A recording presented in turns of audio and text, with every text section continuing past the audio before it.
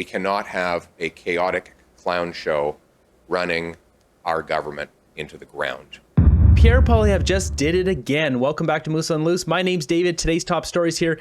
We've got Jagmeet Singh coming out and saying that Justin Trudeau has to go, and not only that, he will take down the government the first opportunity he has. With this, we've got Pierre Poilievre coming out with a counter move, further humiliating Jagmeet Singh, ending his career again, if he hasn't already done that before, with his Confidence Day motion that used Jagmeet Singh's words. We've also got the finalized cabinet shuffle, which is irrelevant and pointless at this point, but they did that today. Let's jump into this. First off, we got Jagmeet Singh came out with this letter today. It says, "The Canadian dream is a good job that gets you a home and a fridge full of groceries, blah, blah, blah. I called on Justin Trudeau to resign, and he should. He can't fix healthcare. He can't build the homes you can afford. He can't lower your bills," all this stuff. But the main thing to note here is right in the middle. It says, "The Liberals don't deserve another chance. That's why the NDP will vote to bring this government down and give Canadians a choice to vote for a government who will work for them. No matter who is leading the party," important to note that, "this government's time is up. We'll put forward a clear motion of non-confidence in the next sitting of the House of Commons." So the reason Jagmeet's coming out with this today, he's playing his cards here. He knows that he's going to get his pension as long as he makes it till January 20th, and there's a 36-day run-out period plus a couple days for Parliament to dissolve. That brings him to February 25th, his day where his pension vests. He gets that pension, lucrative $2.2 million pension. Now, there's really not many ways that Jagmeet Singh won't get his pension, but if Justin Trudeau calls an election right away, Jagmeet wouldn't get his pension. Maybe because Jagmeet Singh is stabbing Trudeau in the back here. Maybe Trudeau calls an election just in spite of Jagmeet. Who knows? There's another way, though, we'll see later with Pierre Poilievre. But first off, let's take a look at the cabinet shuffle. They moved some of the roles around for some of the existing ministers, like these ones here, and then they've got some new ones in position here. So Anita Nand now has international trade. Gary Andaganstri, this guy here, he's now Minister of Crown Indigenous Relations. Stephen McKinnon here took over Randy Bousnot's Minister of Employment. They added on these other ones. Treasury Board now, which Anita Nand had, goes to Jeanette Taylor. We got Rachel Benignan. So we've seen her in House of Commons recently. She's Minister of Official Languages. Apparently that is a thing. Elizabeth Breary takes on National Revenue. We got Terry Duguid as Minister responsible for Prairies, Economic Development. He better not do bad. Nathan Erskine-Smith gets the biggest portfolio here with Minister of Housing. They had a big panel on CBC talking about this, like this is a big wild card. If they do actually go back into the House and have House of Commons debates, which is up to question right now because Trudeau will likely prorogue, so this may not even happen, but he would be a real wild card, much like Mark Miller. He probably runs his mouth, unlike Sean Fraser, who's very just kind of boring and buttoned up. We got Darren Fisher as Ministry of Veteran Affairs, David McGuinty as Public Safety, so he took over Dominic LeBlanc's other portfolio. Ruby Sahota takes over Economic Development Agency for Southern Ontario, and Joanne Thompson takes over Minister of Seniors. What's interesting about her is she came out against Trudeau for the $250 check, saying that seniors should be getting the check, yet she gets this position. Here's the ceremony. We're not going to watch all this, but basically just when Trudeau walks in, just look at the guy. So they bring in all the ministers here. Basically, they just bring them up. They bow to the Governor General. They swear an oath. They shake Trudeau's hand. Then they sign a piece of paper, and they just do it one by one.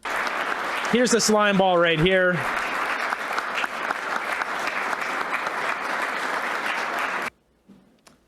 Mr. John Hannaford, the clerk of the... What was that? Little, like, what is he doing? This is an official ceremony. Why does he always have to act like some weird greaseball? Is he still wearing those friendship bracelets? Will now seek the Governor General's consent to proceed. Promise and swear that I will truly and faithfully... This is all pointless. They're all going to be out of power here soon, but whatever. So they all go through like this. So check this out. So she walks over here, and then Trudeau's like, it's like almost like a forced hug. This is like so awkward.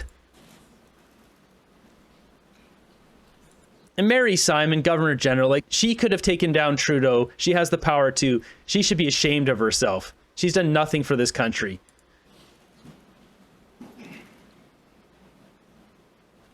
Like, what is wrong with him? Why does he always look so weird? It looks like he's got to take a dump here. Like, just stand normal, Trudeau.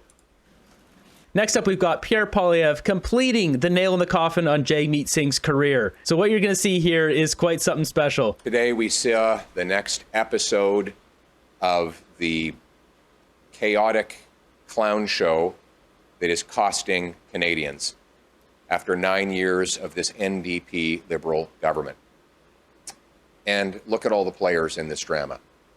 They're taking care of themselves, fighting for their own personal self-interest while they embarrass the country, tank our dollar, unleash crime and chaos in our community, threaten our trade relationship with our biggest partner.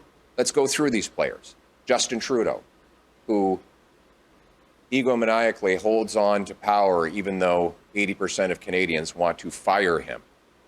Then there's Chrystia Freeland, who is just fine with doubling the debt, doubling housing costs, doubling the number of people going to food banks, quadrupling the carbon tax, breaking the immigration system, but then suddenly had a change of heart the second she realized she was getting a demotion.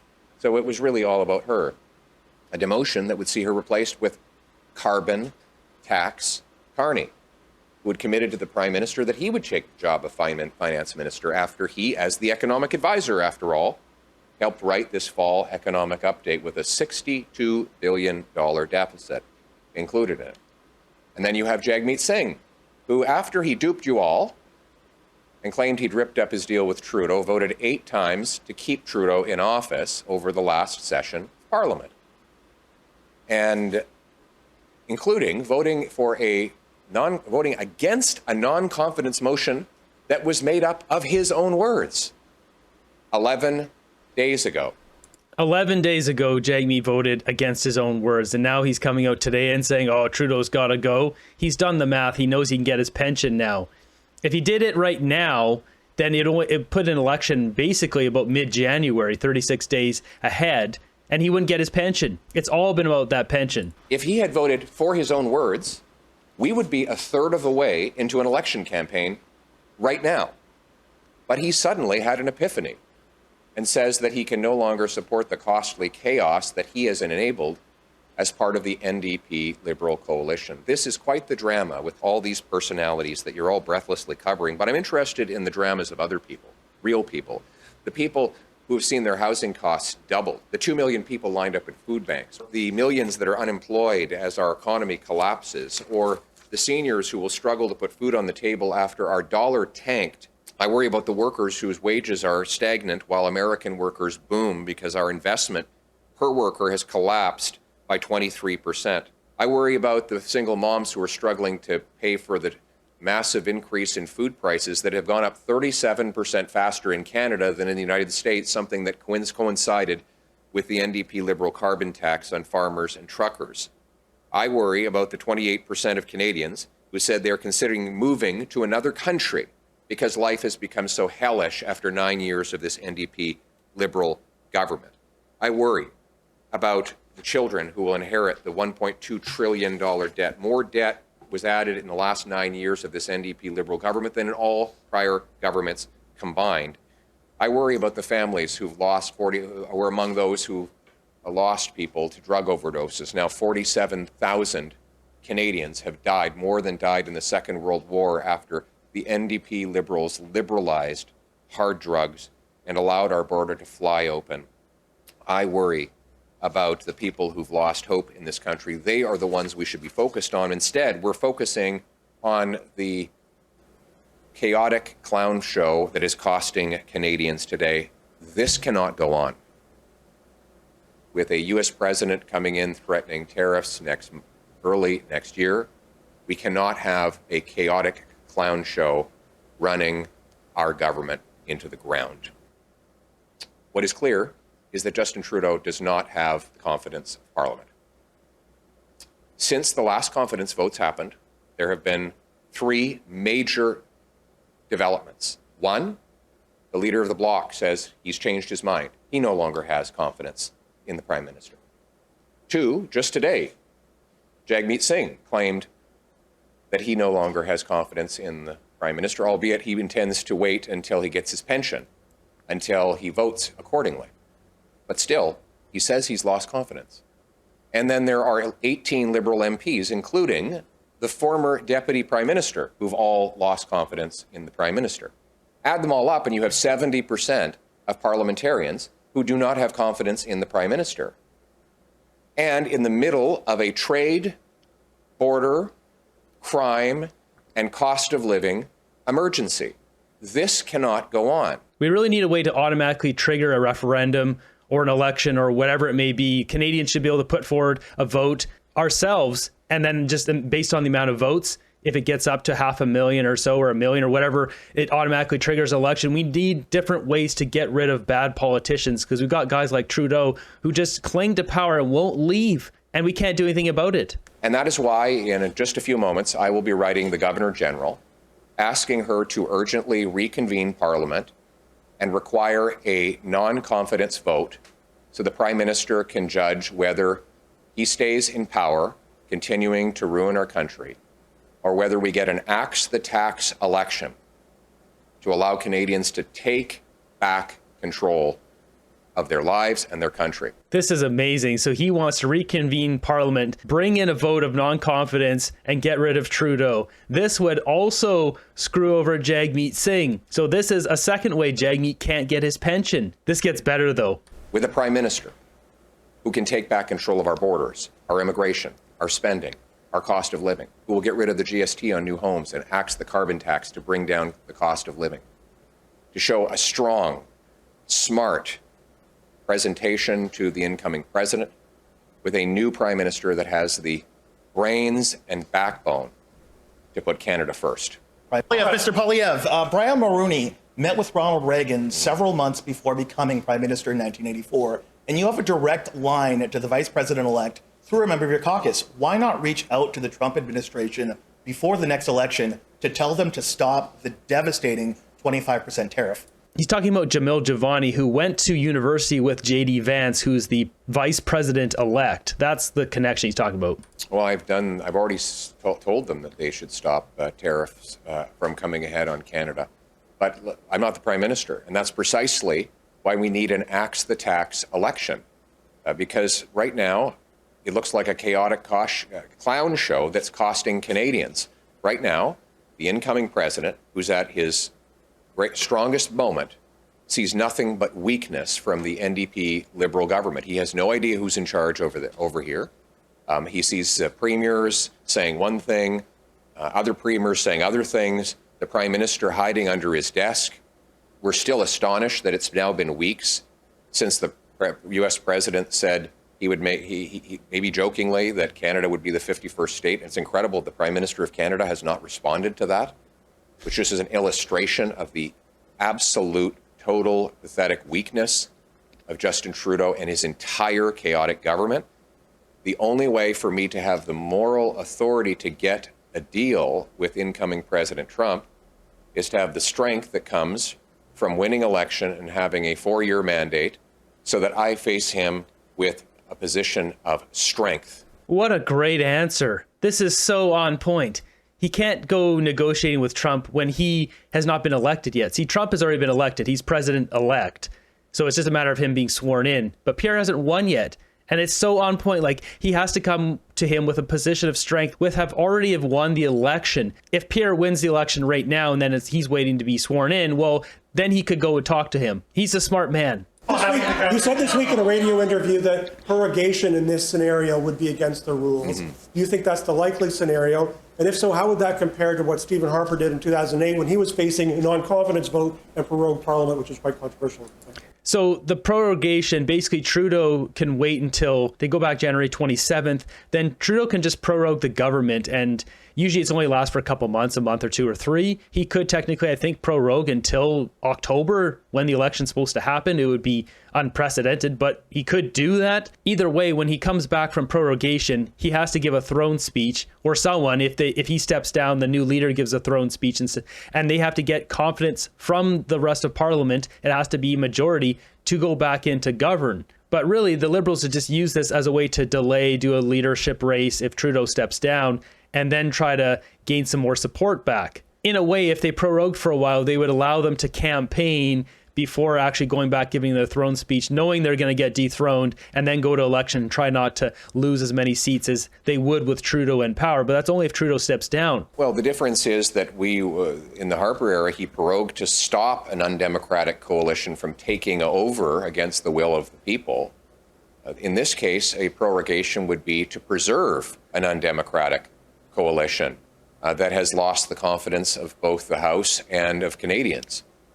If Jagmeet Singh this time is telling the truth, which remains to be seen, then he will join with me and write the Governor General. So in fact, I'm giving my letter not only to the Governor General, but I'm giving it to the leaders of the NDP and Bloc, and I'm encouraging them to write the Governor General as well, if they're serious about a non-confidence vote, to recall Parliament. I'll answer your questions. To recall Parliament and vote on whether we call a carbon tax election. Now, Mr. Singh, he right now, you've all once again been duped and reported without any criticism of what he's done.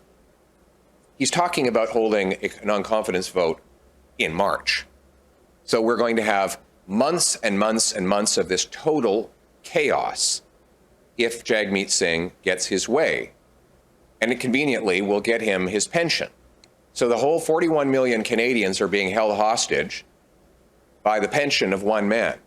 So I'm asking Mr. Singh to put patriotism ahead of pension, sign a letter to the Governor General confirming in writing what he said in front of the cameras, that is, that he no longer has got confidence in this Prime Minister and that he is ready to go to an axe the tax election. This is so savage because it's forcing Jagmeet's hand, proving to the NDP, proving to his supporters, his followers, that he is about Canadians, he's about the workers. But this puts his pension on the line because I'm sure Blanchette, the Bloc leader, will do this. It'll be two leaders. If Jagmeet does it, they all go to Mary Simon saying, hey, we need an election. Now we need a non-confidence vote. Maybe because there's already 60 Liberals saying Trudeau needs to go, that she does it. This forces Jagmeet's hand. This either further embarrasses him and ends his career, or he proves he is a man of the people and he'll do it, but he risks his pension. This is an end to Jagmeet's career. This is the nail in the coffin to Jagmeet Singh's political career. To go to an election before Inauguration Day, or would you like to see it? How can you just lay out? The sooner the better. I mean, it's irresponsible for us not to go to an election. The absolute mayhem, if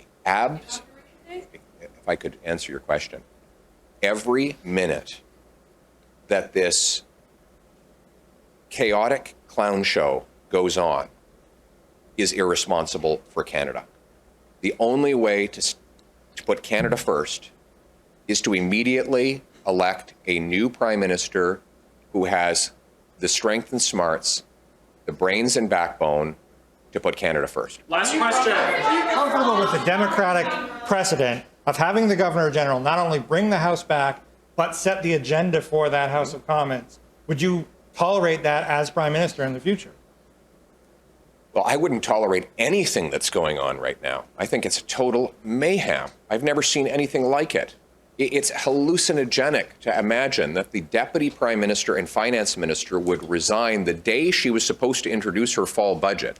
A budget that, by the way, we forget, is 55% bigger deficit than they promised. $62 billion in new inflation. And the Prime Minister has lost the confidence of 60 of his own MPs. And somehow he's clinging to power. We have a guy here who has lost control of everything, and yet he clings to power. This cannot go on. So what I'm proposing is the most democratic thing that can happen. Let's have a vote in the House to let Canadians have a vote at the ballot box to elect a new common sense government that will put Canada first. Thanks so much. Thank you very much. That was a great response. And the fact that guy asked that question, saying is it undemocratic to have Justin Trudeau cling to power, is basically his question. It's like, it's crazy that he would even favor Justin Trudeau being in power and him calling the shots over Canadians calling the shots. Pierre's not asking for special treatment here. He simply wants to give Canadians a voice to choose. Definitely a bonehead question from the reporter. Now, if we take a look at the polling here, what do we got today? So Conservatives 43, Liberals 22, NDP 19. Conservatives are going to win. The official opposition stuff here is interesting, though. 58% for the Liberals, 42% Bloc. So this has been getting a lot closer, which I'll show you down a little bit lower. But first off, this here, it doesn't matter any sort of combination of mixing the parties. They're not going to even be able to touch the Conservatives. You can see here the popular vote. The Liberals just keep diving off a cliff here. We've got seat projection. Also, look at this. Liberals diving off a cliff here in the last 3 weeks. This one is really interesting, though. We've got the odds for official opposition. Look at this. Since basically September, bobbled a bit, and then since basically November just dropped off a cliff. If this keeps going further, the Bloc will be the official opposition, which is crazy because the Bloc is a party that is only to serve Quebec. They're not going to serve Canadians. They don't care about that. The fact they would be an official opposition is just embarrassing, humiliating, and just stupid for our country, that we've got NDP, the Liberals, the Greens, whoever, these other parties. What does that say about how they've run their own parties, how they've deceived Canadians and have not done what is in our best interest? Personally, I'd rather see Justin Trudeau stay in and go against Pierre Poilievre and just get obliterated. The silver spoon loser needs to learn a lesson in life, and a lesson of failure. Obviously, the better solution is if he calls an election right away. I don't think he'll do that. I think he's most likely will step down and let someone else take the fall for him because he's such a loser. But I would rather he stays in there and takes that loss himself, because I would love to see the look on his face when he loses and Poilievre is standing there as the winner and becomes the next prime minister. There is a slight chance here that he feels so bitter that Jagmeet has betrayed him and pulls the rug underneath Jagmeet's feet and calls an election right away. That would be the best solution, or Poilievre's solution here with a governor general. Most likely, though, I think he's going to prorogue, delay, step down, let someone else take the fall for him. Time will tell.